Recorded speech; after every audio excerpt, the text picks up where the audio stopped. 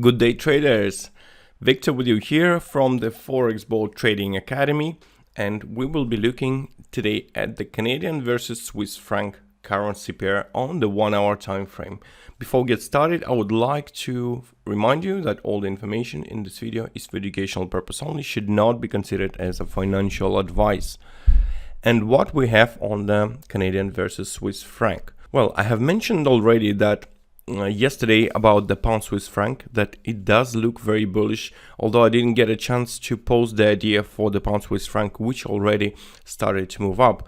Yet we have a Canadian Swiss franc which also looks bullish. This seems to be because the Swiss franc overall weakness, and I do think because of that we might see all these pairs, Australian Swiss franc, New Zealand Swiss franc, potentially also Euro Swiss franc and CAD Swiss franc to move to the upside. You can see we are starting to get more Swiss franc pairs, and we also had Australian and New Zealand dollar pairs which are still valid, but now it looks like the Swiss franc weakness will be actually starting to become stronger.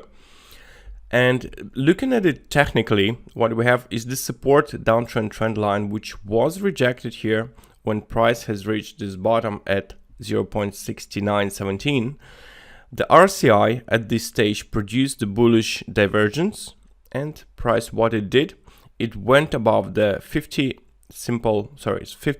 exponential moving average, and then returned back, rejected the moving average. You can see there was a close above, then it produced spike, another spike, and price failed to close below the second spike. So this remains valid. The next move, price broke above the downtrend trend line, which confirms basically the bullish sentiment. The breakout occurred at this price where I placed the potential entry, and this is the price that could have been used. And now if there will be a pullback, we might see once again wave to the upside. Well, the resistance here is seen as 23.6 Fips. If I zoom it out, I have applied Fips to this correction to the upside, overall correction to the upside. And it shows us that 78.6 has been cleanly rejected right there, along with the 61.8 Fips applied to this wave up.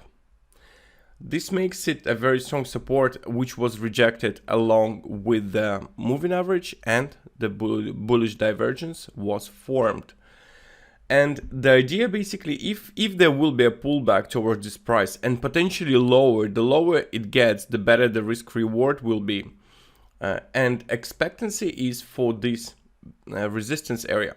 This is because I have compared this wave up and I have applied this wave here.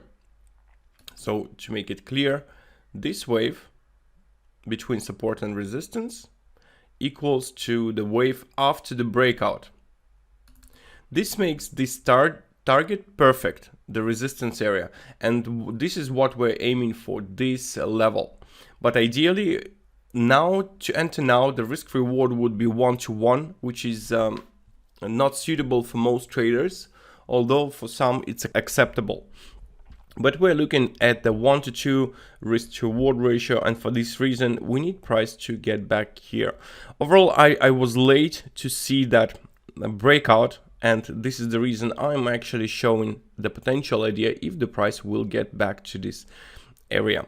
So that's the idea, guys, for today. Hope you enjoyed it, and now we will go through all the ideas we published previously. Australian Canadian dollar, well, slowly up. Australian Japanese yen also slowly up.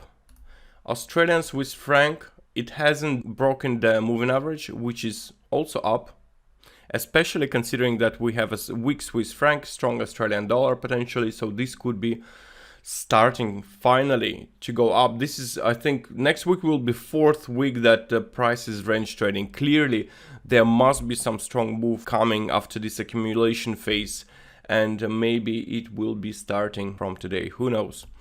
New Zealand Swiss franc, same, still expecting this resistance, maybe even higher, but yeah, New Zealand dollar still kind of strong, but the Swiss franc weakness can push this price even above the resistance. Euro, New Zealand dollar. Here we have a small consolidation, but you can see that price continues to go lower. Lower highs and lower lows are being printed. The downtrend is clearly valid. Australian versus euro. Here we have also still valid idea.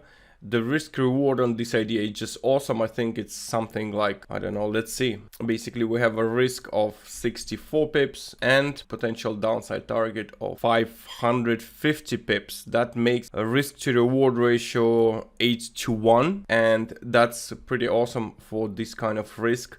We're still expecting this move, strong move down to continue. So yeah, definitely a valid idea, especially after price has rejected this resistance. Pound Australian dollar. We were speaking about yesterday about exiting this trade at the break-even. Price didn't touch it and we almost hit the critical level. But if it holds, it holds. But we need to exit the trade because I think it will be going to the upside. But there is a potential, if the Australian dollar will show strength, we might actually go back, make a triple bottom and even test the support. So we will hold on to this idea. We'll see how it goes, whether it will hold this or not. Dollar Canadian, the idea has been invalidated. So we were talking about the exit at the break-even. So stop loss at the break-even. So that idea exited. And maybe we will look at other opportunity once we see price starting to move up. But for now, the idea exited at zero profit and zero loss, obviously break-even. Dollar Japanese yen idea remains valid. I expect the uptrend. We approached the critical level. Still, there was some room and this is expected. Now, what is interesting is the spikes that we're producing, price producing. That spike, we failed to break below the moving average. Another spike failed and then price but again produced spike and failed to close below. I think price will not go any lower below this level and we will see the uptrend. I do also expect a weak Japanese yen and this could result in a fast move towards the upside. Basically one wave, that's all what we expect. The euro Swiss franc, it's just below the entry, and considering that we expect the Swiss franc to be weak, there's still potential for this idea, so we will hold it. And considering that the previous low hasn't been broken, it still does look attractive. And finally, the idea of yesterday, this was very nice one. You can see price almost immediately went up and tested the upside target. So this idea is done. We will not get back to it, but what is interesting here is actual break above the resistance and price continues to move up. This means that either Canadian dollar is strong or Japanese yen is weak. In all of these cases are good for us because on the Canadian we have Canadian Swiss franc to the upside. On the Japanese we have dollar Japanese yen to the upside and we have Australian Japanese yen to the upside. So this breakout just confirms that our ideas still valid and still can be going quite good. So that's it, guys. Smash your likes, as many as you can, please. So I know you are interested, you are following. Always ask questions and don't forget to subscribe if you haven't done so already. So till next time, see you just tomorrow.